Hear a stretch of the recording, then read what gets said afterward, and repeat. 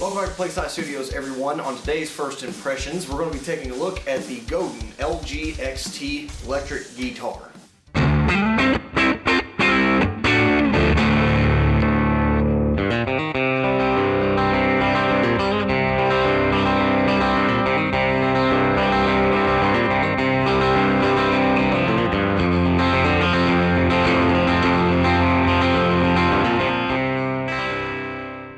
Those of you that caught the recent studio update tour type thing probably saw this guitar chilling with my others on the stand over there, but it probably won't come to much of your surprise that this isn't actually my guitar. It doesn't really look like me, I would say. So I'm borrowing this from a friend to demo some of the really cool features of this guitar though.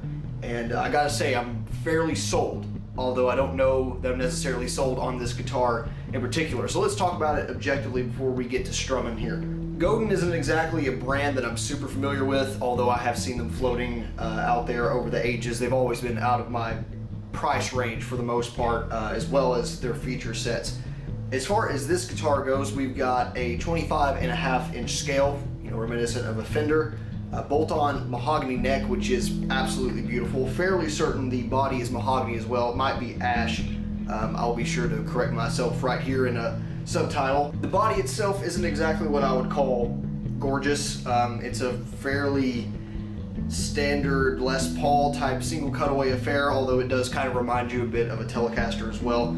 It's got some nice contours on the back to make playability fairly comfortable, as well as a decent enough recess for the 22nd fret.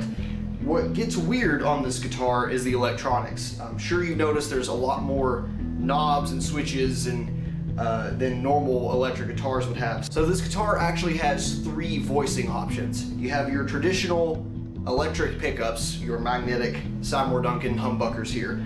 You have a Piezo acoustic sounding pickup, and you have a synth output, which we're not using in this video.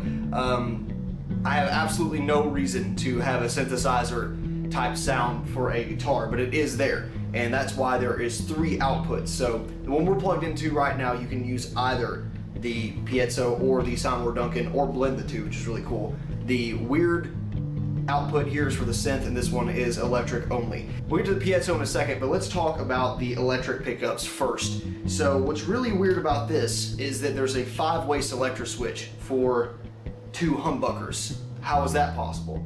Well, you could coil split these humbuckers, meaning that you would essentially turn off half of the side and get a more single coil sound. What this does is effectively turn a hot humbucker pickup into something like you would hear in a Telecaster or a Stratocaster.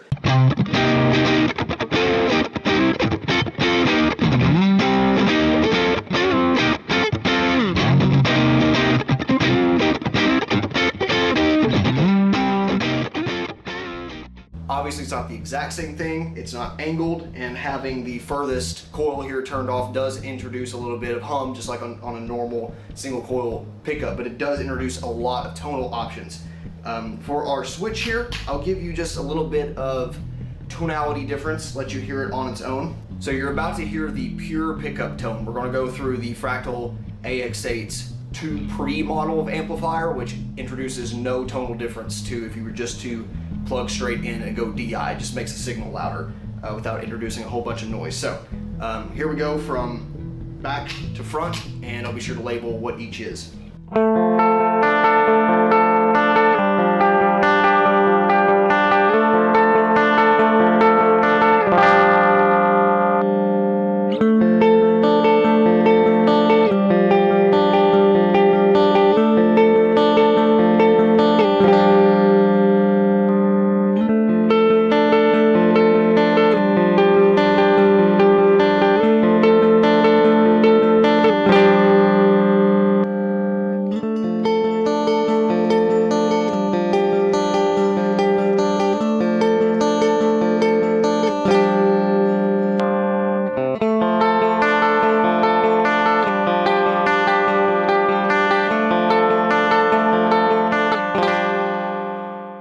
Now, even if I didn't put the subtitles there, I'm imagining that you could tell which one was the split pickups and not, although it's not obvious by the position of the selector switch. So the furthest one is also the bridge pickup, just split. So that is a little hard to get used to, but it does sound really cool. You get a lot of nice tonal variations out of it. And I could totally see how this would be useful to someone if you only had to have a couple guitars. You could switch on the fly from a more Les Paul type sound to you know, Stratocaster, Telecaster on the fly. And because of that, that's what really interests me about having a split coil. You could also do a coil tap, which would just reduce the volume of one of the pickups here, the individual pickups, but it's not exactly the same thing, and I'm more interested in the split by itself. So that's pretty cool. What is even cooler to me though is what is on the saddle of this bridge. So this doesn't exactly look like an exciting bridge, pretty much just your standard Telecaster, Stratocaster type bridge with a little bit of different variation in the saddles, but it's pretty linear. It's not bad for dive bombing. I usually wouldn't use it like that. But the saddles itself actually have embedded Piezo pickups. And I know some people say Piezo or however, I think it's Piezo, so I won't judge you however you say it. Just know we're talking about a different type of pickup. So Piezo pickups in a nutshell are extremely different from the electromagnetic type pickups in the sense that they sense pressure instead of electromagnetic response. And pressure behaves very differently from electromagnetic. So if I were to strum just but that intensity difference is linear. So you're going to get, if that's twice as loud as that, you're going to get a twice as loud signal. Not the case with Piezo. You're going to get an exponential difference. So it would be a quarter as loud if I did half the volume. Because of that, you need to have some preamps, some compression, some EQ before you go out.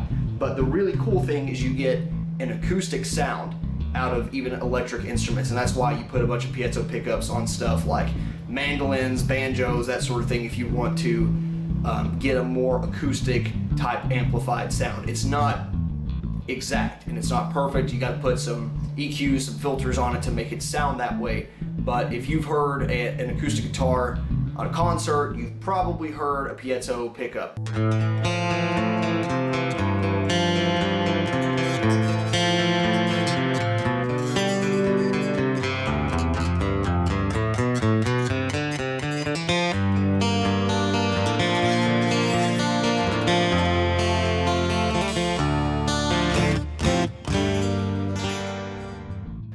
So I was extremely interested in hearing what the Piezo could sound like here. So we'll just go ahead and give you some neutral settings and see how it sounds.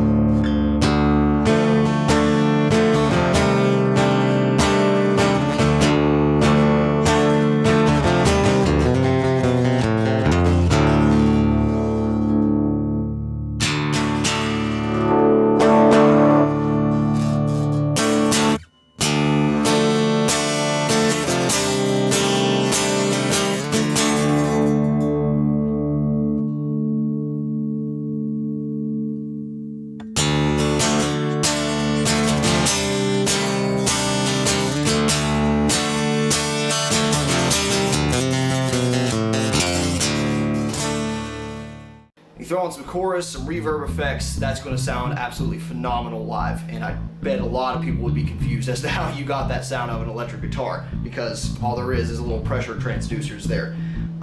What really is the characteristic of this guitar, though, the can't find it hardly anywhere else feature, is the ability to blend those two tones, though. Be able to use the electromagnetic pickups and the Piezo at the same time, and that's why we're going out of this. So I'll give you some tones there. I personally think the coil split here at the bridge plus the Piezo full volume, using these just a little bit, tweaking on the EQ there, sounds phenomenal. It gives a really pure electric or a very pure acoustic type sound while having a little bit of bite to it. So we'll just flip through all the pickups again and let you hear that.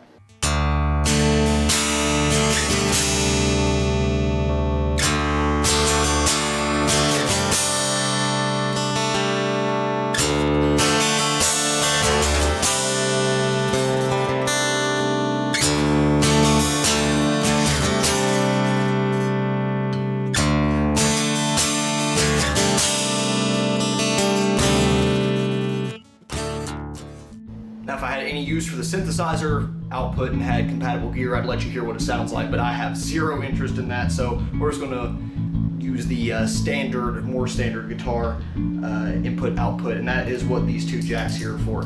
There's also a volume knob for the synth part, and like I said, we're just not going to touch it whatsoever. So those are the unique sounds that I wanted to test on this guitar because I don't own another instrument that can do that. When it comes to the studio environment, I would really just need like a Telecaster or something for that single coil sound, but for live, if I were to gig and needed to switch to an acoustic guitar, back and forth from an electric guitar, I'd basically be shit out of luck. And that's what really interested me about the Piezo technology, because I just don't have it and I've only heard it live and I was impressed there.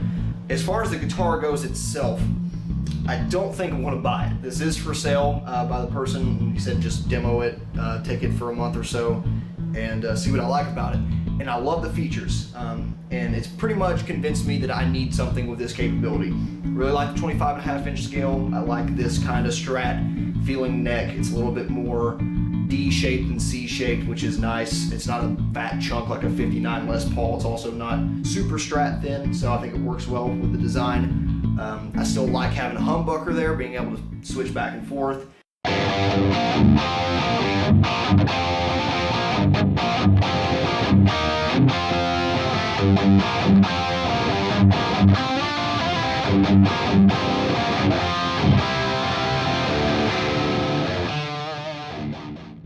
I kind of like the bolt-on. I'm more of a neck through or set neck type person, but even with this, I think it works very well with the bolt-on neck.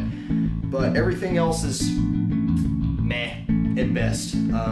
It's not a bad looking guitar, but it also isn't super my style. It's kind of bland. It's kind of, I would play this in a jazz ensemble or a Sunday church band type of thing. This isn't southern rock, heavy metal type feel, and is, it'd be fine in a studio only environment, but I want to be able to take my guitars everywhere, and it's an extension of my personality as much as anything, and I just don't feel like I really fit. Also not terribly impressed with these tuners. I'm thinking it went out of tune just playing that little lick there from the time I did tune up, but that could be overcome through time, I'm sure. And the finish is meh as well. It's kind of a galaxy black, little bit of metal flakings. They do make some really cool finishes, I think, but this is much more of a utilitarian guitar.